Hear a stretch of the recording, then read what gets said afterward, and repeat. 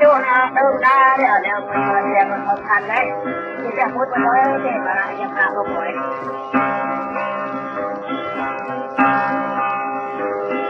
Đây bắt đầu vào nhà bây giờ bắt đầu vào hà rồi, ta mất rồi nào. Chú này cái chú là cái mà đang ăn cái đâu hỏi đi lại đây đi.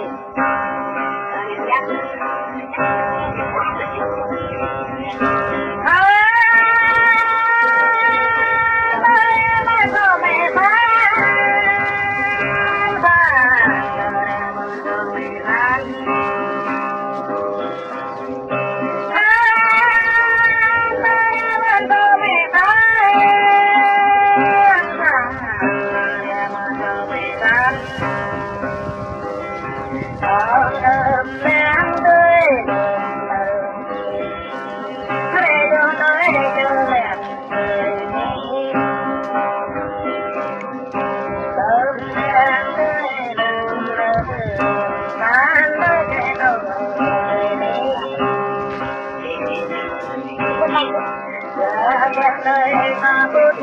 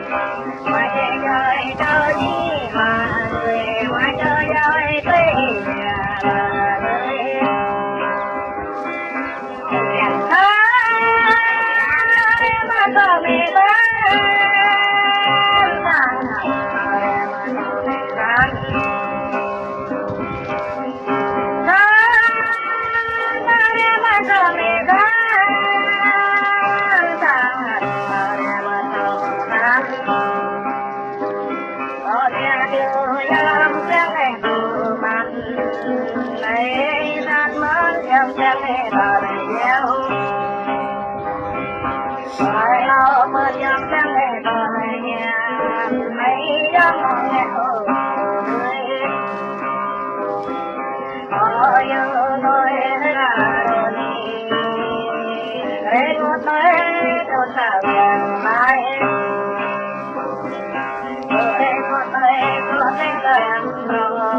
lỡ những video hấp dẫn.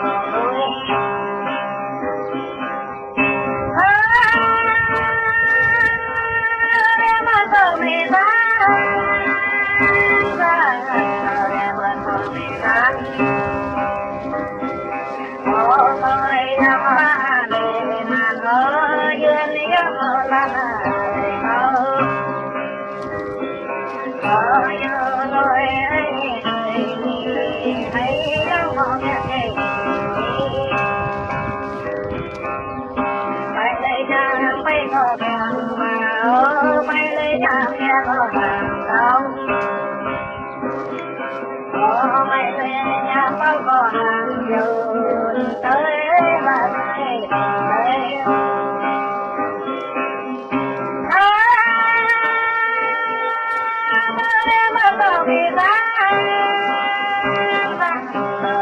subscribe cho kênh Ghiền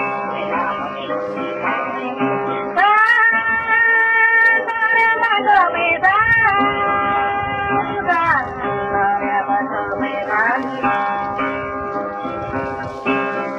không bỏ